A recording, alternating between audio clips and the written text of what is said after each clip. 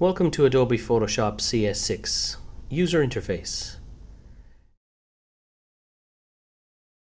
After completing this unit, you will be able to open an image file, open the various windows in Photoshop, select individual tools and their subsets, adjust individual tool options, and personalize and save your workspace. In this unit, we will look at the user interface components of Photoshop CS6. Let's start with the most obvious area, this central workspace. This is where the image you're working on is displayed. Let's open an image to demonstrate. If we move up to the menus at the top of the window, we see some familiar options: File, Edit, Image, etc. We can look at these in more detail in future units. So we click on File, Open, or you can use the shortcut Ctrl-O. We select an image from a folder and open the image which appears in the workspace. As you can see, when we open an image, a tab appears with the file name of the image and the zoom level it is displayed at, along with the color space settings, which is another subject we will address in more detail in future lessons. If I open a second image, we can see a second tab appears, and now we can switch between the two images by clicking the required tab, like so. If we wish, we can select and drag a tab into the workspace like this, to move the selected image into a window within the workspace. This is useful if you want to view multiple images side by side for whatever reason. You can also reverse this action by selecting and dragging the tab back into its original position, like this. The next area to review is the Tools window, which is the area on the left of the workspace. This is where we will concentrate during this course. If at any time it's not visible, you can restore it like this. Go to the Window menu and you will see a list of the possible windows in the Photoshop interface. If there is a tick mark beside the window in the list, then that particular window is visible in the work area. If there is no tick mark, then it is not visible. If you wish to make the window visible, just click on it in the list here to make it visible, and you can see a tick mark beside it in the list. You can also customize how the Tools window or toolbar is viewed. You can click here to have a single file toolbar and click again to have a side-by-side layout.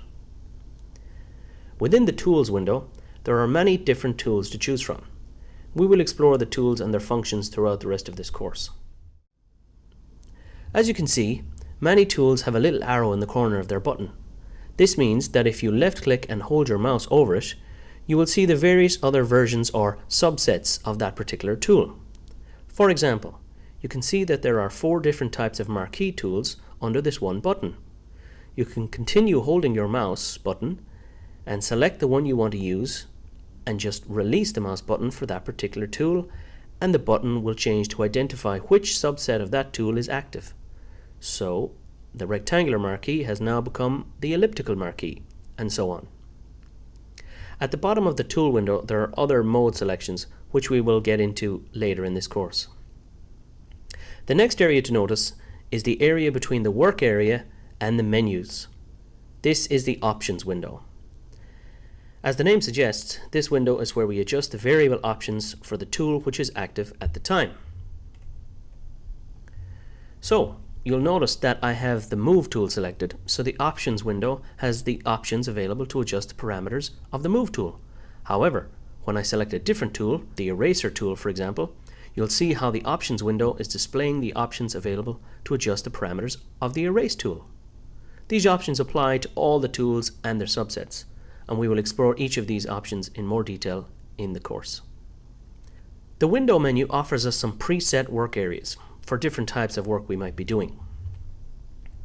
For example, in photography mode, we are automatically given histogram, navigator, adjustments, and layers, all of which will be covered in later courses. We can also create and save our own workspace to make sure all of the tools we use regularly are exactly where we want them to be. We can open a preset workspace and modify it. For example, I will open the History window and position it wherever I want it to be, say down here. Or place it back as a button, like this. This can be done with any window in Photoshop CS6. Once you have created a workspace to your liking, you can save it to reuse it again the next time you're doing a similar job. You select Workspace, New Workspace from the window drop-down menu.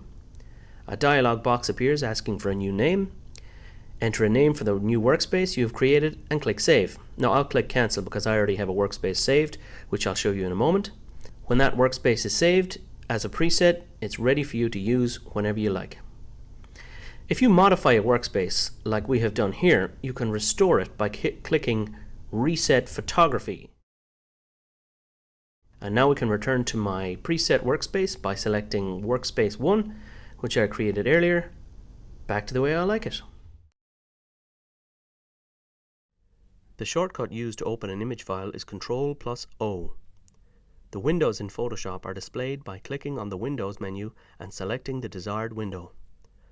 The subset tools can be accessed from any tool with an arrow in the corner of their button. Each tool can be adjusted in the Options window.